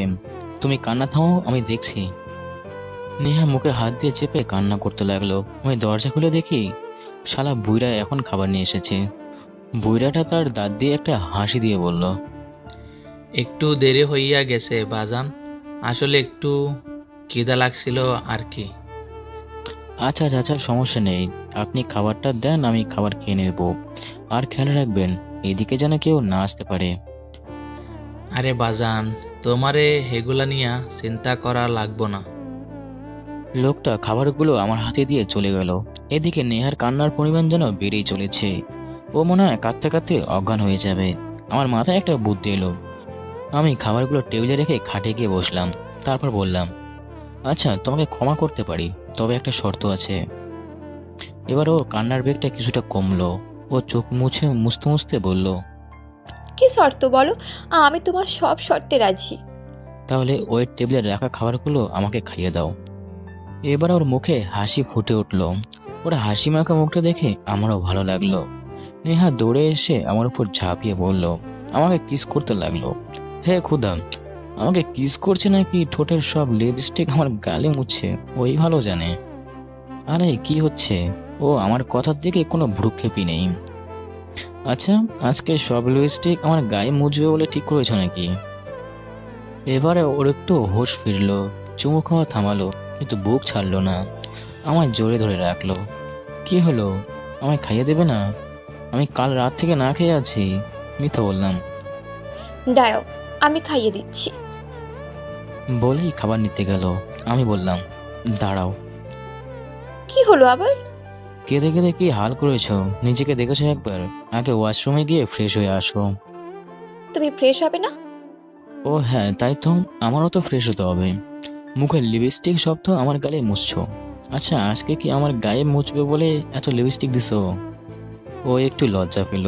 আমাদের 2 বছরের রিলেশন, কিন্তু আশ্চর্য কথা হলো আজ পর্যন্ত আমাদের মধ্যে এই ধরনের কিছুই হয়নি। খারাপ ভাবে আমি কখনো তাই বলিনি, আর ও এসব কথা বলেনি। আমাদের সম্পর্ক ঘোরাঘুরি, খাওয়া দাওয়া এইসব, আর একজনকার আরেকজনকার হাত ধরে হাঁটা, আর অনেক রাত পর্যন্ত জেগে জেগে কথা বলা, এসবের মাঝে আমাদের সম্পর্ক সীমাবদ্ধ ছিল। এর থেকে বেশি কখনো এগোয়নি। আর আমিও এইসব নিয়ে সন্তুষ্ট ছিলাম, কারণ ওর মতো মেয়ে পাওয়া ভাগ্যের ব্যাপার। একে তো সতী, একদম সুচরিত্র বলতে পারেন। আজকাল তো এরকম মেয়ে পাওয়া বড্ড অভাব। তারপরেও আমরা একে পর একে কেয়ার করে যেত। মাঝে মাঝে নিজেকে খুব ভাগ্যবান মনে হতো। তার উপর সুন্দর করে রান্না, পুরো একদম রাঁধুনি। প্রায় আমার জন্য রান্না করে আনতো, নিজের হাতে খাইয়ে দিত। অন্য সব রিলেশনের মতো প্যারা থাকতো গার্লফ্রেন্ডকে শপিং করে দেওয়ার, কিন্তু আমার এমন কোনো প্যারা ছিল না। বরং ওই আমাকে প্রতি মাসে শপিং করে দিত। মাসে একবার শপিংয়ে না যেতে পারলে ওর মনে হয় ঘুম আসতো না। ও আমার থেকে অনেক বেশি ধনী হওয়ার সত্ত্বেও আমি কখনো ওর চোখে ভালোবাসা ছাড়া অহংকার দেখিনি। আমি কখনো নিজেকে ছোট অনুভব করিনি। প্রতি রাতে ওর কণ্ঠ শুনে শুনে ঘুমাতাম। আমি ফোনটা আমার কানের কাছে রেখে দিতাম। ও শুধু বলতো আর আমি শুধু হুঁ হুঁ করতাম। যখন বুঝতে পারতো আমি ঘুমিয়ে গেছি, তখন ফোনটা কেটে দিত। আবার প্রতিদিন সকালে উঠে ওর ফোনের শব্দে আমি ঘুম থেকে উঠতাম। আমি না ওঠা পর্যন্ত ও কল করতেই থাকতো। আর আমি ভেবে পেতাম না এত রাত পর্যন্ত ঘুমিয়ে কী হবে এত সকালে উঠে। আর আমি উঠলেই বলতো, তাড়াতাড়ি অমুক জায়গায় এসে পড়ো, আজকে শপিংয়ে যাব। নয়তো তোমার জন্য আজ নিজের হাতে রান্না করেছি, নয়তো আজকে একটু ঘুরতে যাব। এমন কিছুই আমাদের সম্পর্ক ছিল। ভালোবাসে মেয়েটা আমায় খুব। মাঝখানে না একটা ভুল করে ফেলেছে। একটা ভুলের জন্য এমন ভালোবাসা হারালে তো আমি পাগলই হয়ে যাব। আমার জন্য ওর জীবনে কত শত স্যাক্রিফাইস করেছে। আমি না হয় একটু নিজেকে কম্প্রোমাইজ করে নিলাম। আজ না হয় নিজের ইগোটাকে হারিয়ে ফেললাম। আজ না হয় নিজের ভালোবাসাটাকে জিততে দিলাম। এমন ভালোবাসাটা পাওয়ার সত্যি ভাগ্যের ব্যাপার। কি হলো, এইভাবে কি দেখছো? ফ্রেশ হবে না? চলো। আপনাদের নিজের অনুভূতিগুলো জানাতে জানাতে অন্য জগতে হারিয়ে গেছিলাম। ওর কথায় হোশ ফিরল। ও হ্যাঁ, তুমি আগে ফ্রেশ হয়ে আসো, আমি পরে ফ্রেশ হতে যাব। একসাথে হওয়া যায় না? না, কেউ দেখলে কি ভাববে? আচ্ছা। নেহা ফ্রেশ হতে চলে গেল। যাক, এবারে একটু ভালো লাগছে। একজন হলো সত্যিটা জানতে পারলো যে আমি দোষী নই। কিন্তু এখানে শেষ নয়। আমার যে করে হোক আমার বাবাকে তো বলতে হবে কথাটা। কিন্তু ওনারা কেন আমায় বিশ্বাস করবে? নেহা না হয় আমার চরিত্র সম্পর্কে জানে, তাই অনেক বলাতে বিশ্বাস করেছে। কিন্তু মা বাবা আমাকে আমি কিভাবে বলবো? ধুর, মাথায় কোনো আইডিয়া আসছে না।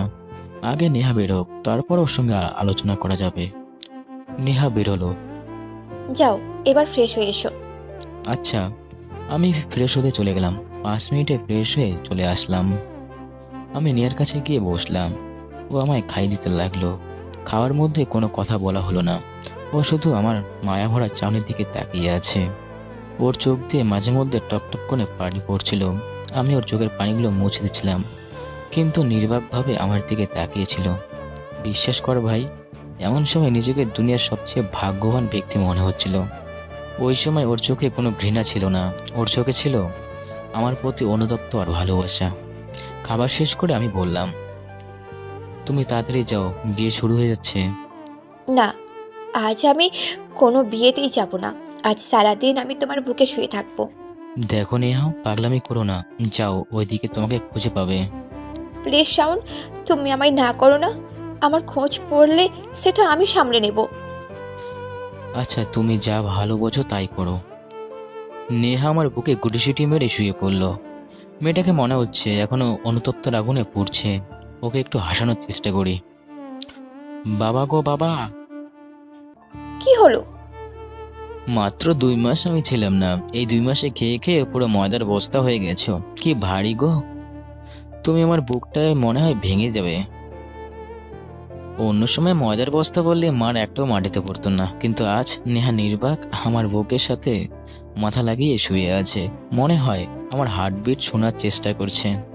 আমি আবারও বললাম, কি গো, তোমার একটুও কি মায়া লাগছে না? ও মুখ উঠিয়ে বলল, কিভাবে পারো তুমি? আমি আবার কি করলাম? এই যে আমি তোমায় সামান্য ব্যাপারে অবিশ্বাস করে কত কষ্ট দিলাম, আর তুমি কিছু না করে স্বাভাবিকভাবে আমায় মেনে নিলে। কারণ অনেক ভালোবাসি আমার পাগলিটাকে। তাই বলে এত কিছুর পরেও? তুমি যদি পুরো দুনিয়া উল্টে এসে আমার সামনে দাঁড়াও, তবুও বলবো আমি তোমাকে ভালোবাসি। এত ভালোবাসো আমায়? আমার পাগলিটাকে আমি অনেক ভালোবাসি। নেহা আমাকে আরো শক্ত করে জড়িয়ে ধরে হু হু করে কেঁদে উঠল। প্লিজ শাওন, আমায় ক্ষমা করে দাও। আমি আর কখনো এমন করব না। আরে পাগলি, তুমি কাঁদছো কেন? আমি তোমায় সেই কবে ক্ষমা করে দিয়েছি। নেহা আমায় আরো শক্ত করে জড়িয়ে ধরল, যেন ছেড়ে দিলে আমি হারিয়ে যাব। জানো নেহা, আমি না অনেকক্ষণ ধরে একটা কথা ভাবছিলাম। কি কথা? গত 2 বছরে তুমি আমাকে কখনো জড়িয়ে ধরেছো এমন করে? কোন দিনটাতে আমি না কথাটা মনে করতে পারছি না। তো কি হয়েছে, আজ তো জড়িয়ে ধরেছি। তাও ঠিক, কিন্তু এত শক্ত করে জড়িয়ে ধরার কি আছে? জান শাওন, আমার না খুব ভয় হচ্ছে। আবার যদি তোমায় হারিয়ে ফেলি। কত বোকা আমি, তাই না? সামান্য একটা কথাই তোমায় অবিশ্বাস করে তোমায় কত দূরে ঠেলে দিয়েছি। আবার হু হু করে কেঁদে উঠল। আরে পাগলি, তুমি কাঁদছো কেন? তুমি আমায় দূরে সরিয়ে দিলে আমি তোমায় দূরে সরাতে যাব নাকি? জান শাওন, তোমার মতো না আমায় কেউ ভালোবাসতে পারে না। তুমি কত ভালোবাসো আমায়, আর আমি কিনা সেই তোমাকেই হারিয়ে যেতে বসেছিলাম। কত বোকা আমি। তবে একটা কথা জেনে রাখো নেহা। কি? তোমার চড়গুলো খেয়ে আমার গালটা একদম ব্যথা করছে। তাই নাকি? দেখি আমার বাবুটার কোথায় লেগেছে। বলেই আমার গালে চুমু দিতে যাবে, এমন সময় নেহার ফোন বেজে উঠল। নেহা ফোনটা দেখলো নীলা ফোন দিয়েছে। নীলার নাম্বার দেখে ওর মুখে রাগ উঠে গেল। ও নীলাকে কিছু বলতে যাবে, এমন সময় আমি ওকে আটকে দিয়ে বললাম, হাত দিয়ে ইশারায় বললাম, খারাপ কিছু যেন না বলতে, না হলে সমস্যা হতে পারে। হ্যালো নিহা আপু, তুমি কই? বিয়ে শুরু হয়ে যাচ্ছে, সবাই তোমার খোঁজ করছে। আমার মাথাটা খুব ব্যথা করছে রে, আমি আসতে পারবো না। কিন্তু সবাই তোমার খোঁজ করছে। প্লিজ তুই সব সামলে নে। তুমি আসলে খুব ভালো হতো। আচ্ছা, আমি সব সামলে নেব। নেহা ফোনটা কেটে দিল। আসলে নীলাও খুব ভালো মেয়ে, শুধু আমার সাথে একটু পাগলামি করতো। ও নেহার চেয়েও কম সুন্দর না, কিন্তু আমার নেহাকেই ভালো লাগতো। কিন্তু ওই দিন একটু বেশি পাগলামি করে ফেলেছে। ও আসলে ততটাও খারাপ মেয়ে না। ওই দিন কেন যে এমন করলো সেটা ওই ভালো জানে। আচ্ছা নেহা, একটা কথা বলার ছিল। কি? নীলার মুখ থেকে যদি সব বের করা যেত তাহলে ভালো হতো, আমি ঘরে ফিরে যেতে পারতাম। আমিও এতক্ষণ সেটাই ভাবছিলাম। শোনো, আমার মাথায় একটা প্ল্যান আছে। বলো দেখি কি প্ল্যান। নেহা আমায় ওর প্ল্যানের কথা বলল। ওয়াও, গ্রেট প্ল্যান, কিন্তু তুমি সহ্য করতে পারবে তো? একটু কষ্ট হবে, বাট 5 মিনিটের জন্য কিচ্ছু হবে না। ততক্ষণে তো আর নিয়ে যেতে পারবে না। তাও ঠিক, কিন্তু পুরুষ মানুষের মন গলতে কতক্ষণ? গলে গেলে আমি তো আছি, কিচ্ছু বলবো না, একদম খুন করে ফেলবো। আরে ধুর, তুমি এখন যাও, আমার কাজ আছে। আমি বাথরুমে গিয়ে ফ্রেশ হয়ে আবারও রুমে চলে আসলাম। ফোনটা বের করে নীলার নাম্বারটা ব্লক লিস্ট থেকে আনব্লক করলাম। অনেকদিন ধরে নীলার সাথে কথা বলা হয় না। আগে তো নীলা আমাকে প্রায় প্রতিদিনই কল করতো, কিন্তু এখন ব্লক লিস্টে থাকায় কল করতে পারে না। আমি নীলাকে ফোন দিলাম, কয়েকবার ফোনটা বাজার পর ফোন ধরলো। হ্যালো। কি খবর নীলাবতী, আমায় ভুলে গেছো? নীলা মনে হয় আমার নাম্বারটা দেখে অবাক হয়ে গেছে। নীলা কাঁপা কাঁপা কণ্ঠায় বলল, কে? নীলা মনে হয় বিশ্বাস করতে পারিনি আমি যে কল করেছি। বারে, সেদিন তো বললাম আমায় ভালোবাসো, এত তাড়াতাড়ি ভুলে গেলা? শুনেছি তোমার নাকি ওই দিন বিয়েটা হয়নি, তা আমাকে কি আর একটা সুযোগ দেওয়া যায়? ওপাশ থেকে নীলা দীর্ঘশ্বাসের শব্দ আসছে। নীলা মনে হয় থমকে গেছে আমার কথাটা শুনে। ও হয়তো বিশ্বাস করতেই পারছে না যে আমি ওকে এই কথা বলেছি। ও আমাকে সন্দেহ করবে না তো? ওকে সন্দেহ করতে দেওয়া যাবে না। দেখো নীলা, আমি ভেবে দেখলাম, আমার মনে হয় তোমাকে মেনে নেওয়াটা শ্রেয় হবে। তোমায় মেনে নিলে আমার পরিবারকে আমি ফিরে পাবো, আর আমার ভালোবাসাওকে ফিরে পাবো। আমার ভালোবাসা শব্দটা শুনে অবাক হচ্ছ। আসলে ওই দিন থেকে তোমার সাথে দূরে থেকে বুঝতে পেরেছি আমি তোমায় ভালোবেসে ফেলেছি। প্রতিটা মুহূর্তে তোমাকে মিস করেছি। আমি এতদিন বুঝতে পারলাম আমি তোমাকেই ভালোবাসি। কিন্তু নেহা। আরে ধুর, ওর প্রতি আমার যেটা ছিল সেটা ভালোবাসা না, সেটাকে বলে অ্যাট্রাকশন। ওপাশ থেকে নীলার ভারী ভারী কণ্ঠে নিঃশ্বাস শোনা যাচ্ছে। নীলার হার্টবিটের শব্দ যেন শুনতে পাচ্ছি। নীলা বলে উঠল, তুই এখন কোথায়? তুমি যেখানে আছো সেই বাড়ির ছাদের স্টোর রুমে আছি। আর শোনো, মা বাবা যেন না জানে আমি এখানে আছি। তুই এখানে কিভাবে? বারে, আমার বন্ধুর বোনের বিয়ে, আর আমি থাকবো না? তুই ওখানেই থাক, আমি আসছি। বলে ফোনটা কেটে দিলাম। আমার ভিতরে অন্যরকম ভালো লাগা কাজ করছে। আজ আমার এতদিনের প্রতীক্ষা পূরণ হতে চলেছে। কিন্তু বাইরের চাচা তো নীলাকে ভিতরে আসতে দেবে না। যাই, চাচাকে গিয়ে বলে আসি যেন ভিতরে আসতে দেয়। আমি বাইরে গিয়ে দেখি লোকটা বসে বসে ঝিমাচ্ছে। আমি ডাক দিলাম, এই যে চাচা, শুনছেন? জি জি জি বাজান, বলো। এখানে একটা মেয়ে আসবে, এখানে ওকে ভিতরে পাঠিয়ে দেবেন। কিন্তু কোনো কিন্তু নয়, আসলেই পাঠিয়ে দেবেন। আচ্ছা। আমি রুমে বসার কিছুক্ষণ পরে নীলা আসলো। নীলা আমার রুমে এসে পড়লো। ওকে দেখা মাত্রই বুকটা ধক করে উঠল। কি খবর আমার নীলাবতী? ও কথা না বলে দৌড়ে এসে আমায় জোরে ধরলো। ও আমায় চুমু খেতে যাবে এমন সময় খাটের পাশে আলমারিটা কেঁপে উঠল। নীলা একটু হতভম্ব হয়ে গেল। ও বলল, কি হলো? আলমারিটা এমন জোরে নড়ে উঠলো কেন? এই রে, এইবার কি বলি? আসলে এটা স্টোর রুম তো, তাই আলমারি মনে হয় ইঁদুর আছে। কিন্তু ধর, তুমি এখানে আসছো আমার কাছে, এসেছো নাকি ইঁদুরের গবেষণা করতে?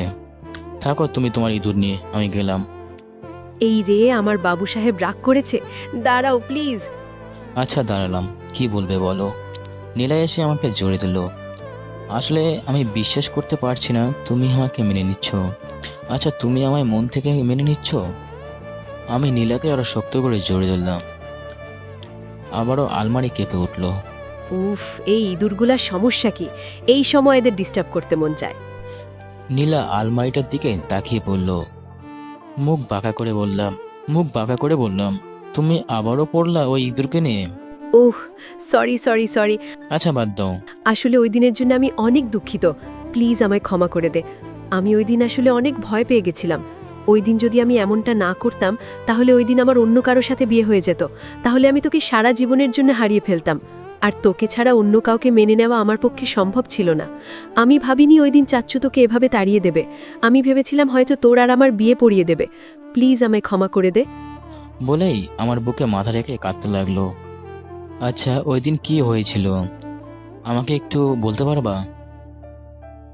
নীলা আমার দিকে অবাক ভঙ্গিতে তাকিয়ে বলল, মানে? আসলে ওই দিন তুমি চিৎকার শুরু করার পর আমার মাথাটা ধরে আসছিল, আমি সব কিছু খেয়ালই করতে পারিনি। নীলা পিছনের দিকে হাঁটতে লাগলো। এ কি, ও কোথায় যাচ্ছে? ও চলে যাচ্ছে না তো? না, ও চলে যাচ্ছে না। ও গিয়ে দরজাটা আটকে দিল, আবার এসে আমাকে জড়িয়ে ধরলো। সত্যিই তুই কিছু খেয়াল করিসনি? না রে বাবা, বোঝো, খেয়াল করিনি। খেয়াল করলে তোমাকে জিজ্ঞাসা করতাম নাকি? নীলা চারপাশে আবারও তাকিয়ে নিল। কৌশলে আমার জামার বোতামটা খুলে আমাকে চেক করলো কোনো ক্যারমা আছে কিনা। কি চালাক মেরে বাবা! নীলা, তুমি আমায় সন্দেহ করছো? না না, আমি তোকে সন্দেহ করব কেন? তাহলে বলছো না যে? বলছি, আসলে ওই দিন সব গড়গড় করে বলে দিলাম। কিন্তু বিশ্বাস কর, আমি এমন করতে চাইনি। আমি শুধু তোকে পাওয়ার জন্য এমন করেছি। নীলা কান্না করতে করতে বলছিল। নীলা আমার জড়ে ধরতে যাবে এমন সময় আলমারিটা আরো জোরসোর করে কেঁপে উঠল। কিন্তু এরপর যা ঘটলো সেটা দেখার জন্য যথেষ্ট আমি অবাক হচ্ছিলাম। নীলা সবচেয়ে হাজার গুণে অবাক হলো। এক কথায় পুরো তাজব বনে গেলাম। মনে হয় ওকে কেউ 1000 ভোল্টের শক দিল। আর জড়িয়ে ধরতে হবে না, যেটুকু ভিডিও করেছি তোমায় দোষী প্রমাণ করার জন্য সেইটুকুই যথেষ্ট। নেনে নেনে নেহা আপু, আপনি এখানে? হ্যাঁ ভাই, আলমারির ভিতরে নেহা লুকিয়েছিল। আসলে ওর প্ল্যান ছিল ও যে আলমারিতে লুকিয়ে থাকবে, আমি যেভাবেই হোক নেহার মুখ থেকে সত্য বের করব। আর সেটাই আলমারির ভিতরেই বসে বসে ভিডিও করবে। তাই তো নীলা যখনই আমায় জড়িয়ে ধরছিল তখনই ইঁদুরগুলো এমন করছিল। বুঝতে পারছেন এবার গাইস? হ্যাঁ, আমি এখানে কেন? আমায় এখানে আশা করনি বুঝি? লুইচ্ছা, কয়বার জড়িয়ে ধরেছিস ওরে তুই? তোরে তো আমি পরে দেখছি, আগে ওই শাকচুন্নিটাকে দেখে নি। আপু, তুমি এসব কি বলছো? আর তোমার তো মাথা ব্যথা করছিল, তুমি এখানে কি করছো? ওরে শাকচুন্নি, আমি এখানে কি করছি তাই না? তোর আমার জিনিসের প্রতি এত নজর কেন রে? তোকে তো আজ আমি মেরেই ফেলবো। বল, তুই কেন এমন করেছিস? তোর জন্য একটা নির্দোষ ছেলে কত কষ্ট পেল, নিজের পরিবার থেকে আলাদা হলো, নিজের ভালোবাসা থেকে বঞ্চিত হলো। নেহা একদম বেশি উত্তেজিত হয়ে গেছে, মনে হচ্ছে আমার হয়ে সব রাগ বোঝে নিচ্ছে। না, এবার নেহাকে থামানো দরকার, না হলে নীলের অবস্থা খারাপ হয়ে যাবে। নেহা প্লিজ শান্ত হও, ওকে মেরে কোনো লাভ নেই। নিচে বাবা মা আছে, ওকে নিয়ে চলো সেখানে, বাবা মাই ওর বিচার করবে। নীলা আমার দিকে তাকিয়ে আছে, ওর চোখ দিয়ে পানি পড়ছে। ও এতক্ষণে বুঝতে পারেনি যে এটা আমাদের প্ল্যান ছিল। ও একদম ভ্যাকাচাপা খেয়ে গেল। নীলা হয়তো স্বপ্নেও ভাবতে পারেনি এমন কিছু হতে পারে। ওর জন্য আমারও খারাপ লাগছিল, কিন্তু করার কিছু নেই। ও আমার সাথে যেটা করেছিল সেটার জন্য আমার জীবন পুরো অগোছালো হয়ে গেছে। আমার জীবন ঠিক করতে গেলে নীলাকে তো শাস্তি পেতেই হবে। নেহা নীলার চুলি মুড়ি টানতে টানতে নিচে নিয়ে যেতে লাগলো। আমি নেহার পিছন পিছন যেতে লাগলাম। আয় শাকচুন্নি, আয়, আজ তোর আসল রূপ আমি সবাইকে দেখাবো। নিজে বাবা মা সবাই নীলাকে এভাবে দেখে অবাক হলো। সবাই যাওয়ার জন্য প্রস্তুত নিচ্ছিল, কিন্তু যাওয়ার আগে এমন একটা ঘটনা ঘটে যাবে কেউ প্রস্তুত ছিল না। নীলার বাবা বলে উঠল, এ কি নেহা, হচ্ছেটা কি? এ কি ধরনের অসভ্যতা? স্যার বলছি। হয়েছে কি সেটা আপনি আপনার এই শাকচুন্নি মেয়েটাকে জিজ্ঞেস করুন। এমন সময় আমিও চলে আসলাম। সবাই এতক্ষণে যতটা না অবাক হচ্ছে, এখন আমাকে দেখে তার চেয়ে বেশি সবাই অবাক হচ্ছে। দেখ নেহা, যা বলার সরাসরি বলে ফেল, এত ঘুরিয়ে পেঁচিয়ে বলার কিছু নেই। আপনারা এতদিন আপনাদের ছেলেকে ধর্ষক বলে জানতেন, কোনো রকম যাচা বাছাই না করে এই মেয়েটার কথা শুনে নিজেদের ছেলেকে বাইরে বের করে দিলেন। কেমন বাবা মা আপনারা, যে নিজের ছেলেকে বিশ্বাস করতে পারেন না? নিজের ছেলের মাথায় ধর্ষক নামের একটা মিথ্যা অপবাদ দিয়ে দিলেন। আজ আমি বলছি আসল ধর্ষক কে। সবাই নেয়ার কথায় একদম হাঁ করে রয়েছে। সবাই একে অপরের মুখের দিকে চাওয়াচাওয়ি করছে। বিশেষ করে মা বাবা, ওনাদের মনে হয় আশার আলো ফুটে উঠছে। নেহা ওদের মোবাইলটা বের করে ভিডিওর ওপেন করে সবার সামনে ধরলো। মা বাবা, চাচু সবাই এগিয়ে গিয়ে ভিডিওটা দেখতে লাগলো। দেখুন একটা নির্দোষ ছেলেকে আপনারা সবাই মিলে কত কষ্ট দিয়েছেন। ভিডিওটা দেখার পর সবার মুখে একদম হা হয়ে গেল। মনে হয় ওনারা এখনো বিশ্বাস করতে পারছে না নীলার মতো মেয়ে এমন একটা কাজ করতে পারে। বাবা মায়ের চোখে পানি চলে আসলো, কিন্তু ওনারা আর কোনো কথা বলতে পারছিল না। মনে হয় ওনারা এরকম অনুতপ্ত আগুনে পড়ছে, তাই হয়তো কিছু বলতে পারছে না। বলবেই বা কেমন করে? আমার সাথে যা করেছে সেটা একটু বেশি করে হয়ে গেছিল। এইদিকে চাচু তো মাথায় হাত দিয়ে বসে পড়ল। আসলে কয়েক মাস আগে একটা ধাক্কা খেয়েছিল, এখন আবার তার চেয়ে একটা বড় ধাক্কা খেলেন উনি আসলে টাকার চেয়ে সম্মানকে বেশি গুরুত্বপূর্ণ দেন। আর নীলার এমন একটা কাজ, তা আবার সাজানোর নাটক দেখে বাবা মা তো পুরো নির্বাক হয়ে গেছে। ওনারা মনে হচ্ছে আমাকে কিছু বলতে যেয়ে লজ্জা পাচ্ছে। আমি বললাম, কি গো মা, কি গো বাবা, এখন আমায় বিশ্বাস করতে পারোনি? থাক, আমি চলে যাচ্ছি। এবারে মা থাকতে পারল না। শত হোক মায়ের মন বেশিক্ষণ আটকে রাখতে পারা যায় না।